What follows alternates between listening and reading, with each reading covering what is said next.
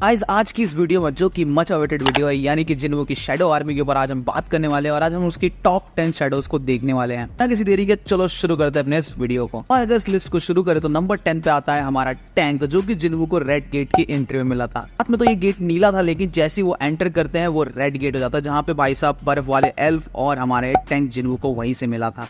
अब अगर हम टैंक की एबिलिटीज और उसकी पावर की बात करें तो भाई सबसे पहले आती है स्ट्रेंथ, जो कि भरपूर है उसके अंदर। इसके साथ ही दूसरी जो पावर है वो है हाई अटैक पावर। और अगर हम जिन्हों की आर्मी में इसकी ग्रेड के बारे में बात करें तो इसकी ग्रेड आती है, जैसे जैसे जिन्हों आगे लेवल अप करता जाता है वैसे इसकी ग्रेड भी बढ़ के नाइट हो जाती है। अगर हमारी लिस्ट के नंबर 9 की बात करें तो नंबर 9 पे आता है काइजल। काइजल की एबिलिटीज के बारे में बात करें तो वो आती है स्पीड, उसके बाद इमेंस फ्लाइट और उसके साथ साथ इनहेंस सेंसेस। जिन्हों की आर्मी का ये सबसे पहला ड्रैगन होता है जो कि जिन्हों ने अराइज किया होता है। और अगर इसकी रैंक की बात करें तो वो आती है नाइट। और अगर लिस्ट में अगले की यानी नंबर 8 की बात करें तो नंबर 8 पे आता है हमारा जीमा। जिन्हों जब इसको हराता है फाइट में तो जिन्हों को पता चलता है इसके बारे में कि इसके पास एक काफी अच्छी पावर है जिससे कि अपने आप को छोटा बड़ा कर सकता है। एक एबिलिटी तो हमको पता ही चल गई है जो कि है साइज मैनिपुलेशन। उसके बाद इसके पास आती है इनहैंस स्ट्रेंथ। भाई बहुत ज्यादा स्ट्रेंथ है क्योंकि इसने एस रैंक की गेट के हंटर्स की ऐसी की तैसी कर रखी थी। और अगर हम इसकी रैंक की बात करें तो वो आती है इलाइट नाइट। नंबर 7 की अगर हम बात करें तो नंबर 7 पे आता है हमारा आयरन। ये भी जिन्हों को रेड गेट में ही मिला था। ये कोई राक्षस नहीं, बेसिकली ये एक हंटर ही होता है जो कि ए रैंक हंटर होता है, जिसको कि बेसिकली जिन्हों अराइज करता है, जिसका नाम है किमचुल। और अगर अपने किमचुल की एबिलिटीज की बात करें शैडो आर्मी में शामिल होने के बाद तो वो आती है स्ट्रेंथ, जो कि काफी ज्यादा है लॉन्डे में। कि अगली एबिलिटी तो भाई बहुत ही खतरनाक है जिसका नाम है शाउट ऑफ प्रोवोक, यानी कि भाई अपने जो अपोनेंट हैं उनके साथ ये बहुत तगड़ी बकचोदी करता है। और इस पावर के थ्रू भाई वो अपने अपोनेंट को उकसाता है अपने ऊपर हमला करने के लिए, ताकि जैसे ही उसका अपोनेंट हमला करने आए वो उसको मार दे। लेकिन भाई ये पावर जो उसके लेवल का है या उससे कम लेवल का है सिर्फ उस पर ही काम करती है। अगर किमचुल से ज्यादा कोई ताकतवर हुआ तो उस पर ये पावर काम नहीं करेगी। है बकचोदी पावर हो सकती है, पता चला मेरे को। और इसके साथ साथ इसके पास रीजनरेशन की पावर भी है। और अगर इसकी रैंक की बात करें तो वो आती है इलाइट नाइट। और अगर अपने नंबर 6 के शैडो की बात करें उसका नाम आता है ग्रेड। आई थिंक तुम में से काफी लोग इसके बारे में जानते होंगे। इसका नाम है वॉन डोंगसुंग, जिसके लिए मैंने एक वीडियो भी डाली हुई थी जिसमें कि जिन्हों और इसकी फाइट होती है, क्योंकि ये जिन्हों का जो गिल्ड का मेंबर होता है उसको उठा लेता है, जिसके बाद जिन्हों गुस्से में आके इसकी भाई साहब पूरी हालत कर देता है और इसको बाद में अराइज भी कर लेता है। और अब बात कर लेते हैं भाई इसको आखिर ग्रेड नाम क्यों दिया गया, क्योंकि भाई ये बहुत लालची होता है। खैर छोड़ो, आगे बढ़ते हैं। और अगर इसकी पावर्स की हम बात करें सबसे पहले आती है स्ट्रेंथ। भाई स्ट्रेंथ तो उस बंदे में है जो जिन्हों से टकरा गया ये। और इसकी अगर दूसरी एबिलिटी की बात करें तो वो आती है कन्वर्सेशन। और इसके साथ साथ इसकी तीसरी एबिलिटी है रीजनरेशन। और इसकी जो रैंक की अगर हम बात करें तो वो आती है जर्नल। तो अगर अपने लिस्ट के नंबर 5 की बात करें तो नंबर 5 पे आता है टस्क। और अपना ये जो टस्क है भाई ये हाई हॉर्स की जो सेना है उसका लीडर होता है। और ये कोई ऐसी वैसी प्रजाति नहीं है, एकदम आदि मानव टाइप की और काफी ज्यादा पावरफुल प्रजाति होती है।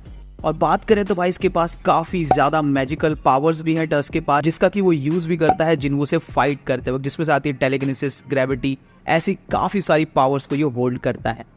अब मैं इसकी एबिलिटीज के बारे में तो मैं प्रॉपर्ली बताता हूँ, जिसमें सबसे पहले आती है ग्रेविटेशन मैजिक। दूसरी एबिलिटी की बात करें तो वो है हैमन ऑफ प्रोटेक्शन। सोच रहे हो यार ये पावर कैसी है, तो इस पावर के थ्रू टस्क अपने आसपास एक शील्ड बना सकता है जिसके थ्रू अगर उस पर कोई अटैक करे तो उससे वो बच सके। नेक्स्ट एबिलिटी की बात करें तो आती है हैमन ऑफ फायर ड्रैगन। इसकी नेक्स्ट एबिलिटी की बात करें तो आती है हैमन ऑफ ब्लेजिंग फायर। का क्या मतलब है, तो उसमें वो काफी सारे वेव्स यानी बॉल्स की तरह शूट कर सकता है। अगली पावर की बात करें तो अगली पावर होती है हैमन ऑफ एग्नी, जिसमें कि भाई साहब ये अपने जो अपोनेंट है उसको काफी ज्यादा दर्द दे सकता है। अब भाई टस्क के पास इससे ज्यादा बहुत ज्यादा एबिलिटीज हैं। और साथ ही में जो टस्क की फाइट हुई थी जिन्हों के साथ वो भी काफी इंटरेस्टिंग है। अगर तुम उसके बारे में जानना चाहते हो तो मुझे कमेंट में बताना, तो मैं इसकी सारी एबिलिटीज और भाई जो फाइट हुई थी जिन्हों टस्क की उसको लेके आऊंगा। और अगर हम इसकी रैंक की बात करें तो वो आती है जर्नल। और अब हम बढ़ चुके हैं अपने लिस्ट के नंबर 4 पे। और नंबर 4 पे आता है हमारा इग्रिस। इग्रिस के बारे में तुम सब जानते हो, ये बेसिकली शैडो मोनार्च का ही सेवक होता है। जो भी शैडो मोनार्च का वेसल होगा उसको टेस्ट करने की, जिसको कि ये टेस्ट भी करता है। तो पता ही है वो कौन है, जो कि हमारा जिन्हों। और जिन्हों से साबित भी करता है कि भाई वो कैपेबल है इस चीज के लिए। और अब बात कर लेते हैं हमारे इग्रिस की एबिलिटीज के बारे में, जिसमें सबसे पहले स्ट्रेंथ तो है। स्ट्रेंथ तो आनी ही है भाई, क्योंकि तुमने फाइट देखी तो पता चला होगा कि भाई जिन्हों का भूत बना दिया था इग्रिस ने मार मार के। और अगर हम इग्रिस की सेकंड एबिलिटी की बात करें तो आती है टेलीकिनेसिस।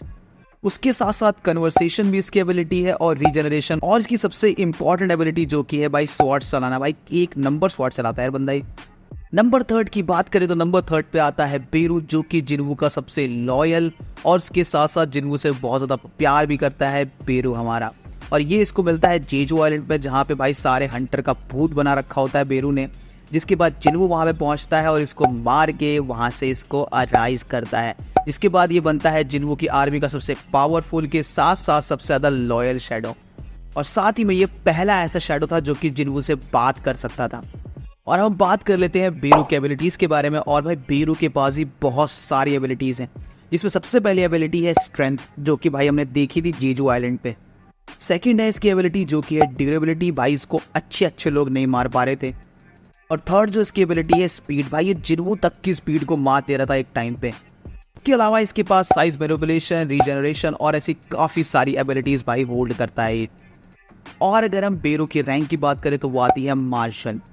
अब नंबर 2 की बात करें तो नंबर 2 पे आता है कामिश। अब मुझे पता है तुम लोग यही बोलोगे कि कामिश ज़्यादा देर तक होल्ड नहीं कर पाया था, लेकिन भाई वो उस टाइम तक भी जो होल्ड कर पाया था वो बहुत ज़्यादा पावरफुल था भाई। ये जो शैडो है जिन्वू को यूएसए मिलती है जब वो एक कॉन्फ्रेंस के लिए यूएसए जाता है, जहाँ पे उसको ये स्केलेटन देखने को मिलता है, जिसके बाद वो सीधा ही उसको अराइज कर देता है। कामिश कुछ देर के लिए ही जिन्वू की आर्मी में समन हो पाता है, क्योंकि कामिश काफ़ी टाइम से मरा हुआ होता है, इसलिए वो प्रॉपरली एक्सट्रैक्ट नहीं हो पाता है। और सिर्फ इतना ही नहीं भाई, कामिश के पास खुद की कॉन्शियसनेस भी होती है। जिसके बाद भाई वो जिन्वू को सीधा कह देता है कि मैं वर्ल्ड ऑफ नथिंगनेस में वापस जा रहा हूँ, लेकिन तुमसे मिलके काफ़ी अच्छा लगा। अब इसकी एबिलिटीज़ की हम बात करें तो भाई एबिलिटीज़ तो इसकी बहुत ही ज़्यादा है। एबिलिटी की बात करें तो वो आती है ऑटोमेटिकली अपनी स्ट्रेंथ। सेकंड इसकी एबिलिटी आती है वो है इमेंस ड्यूरेबिलिटी। और इसकी नेक्स्ट एबिलिटी की बात करें तो वो आती है ड्रैगन्स फियर। अगली एबिलिटी की बात करें तो वो आती है ड्रैगन्स ब्रेथ। कुछ देर के लिए ही आर्मी में समन होता है, जिसकी वजह से इसकी रैंक तो मुझे प्रॉपरली नहीं पता है, लेकिन भाई बेरू जितनी तो रैंक इसकी प्रॉपरली होती उस टाइम अगर ये रुकता तो। नंबर 1 की बात करें तो नंबर 1 पे आता है हमारा बेलियन, जो कि भाई जिन्वू की आर्मी का सबसे स्ट्रॉन्गेस्ट और लीडर भी है पूरी शैडो आर्मी का।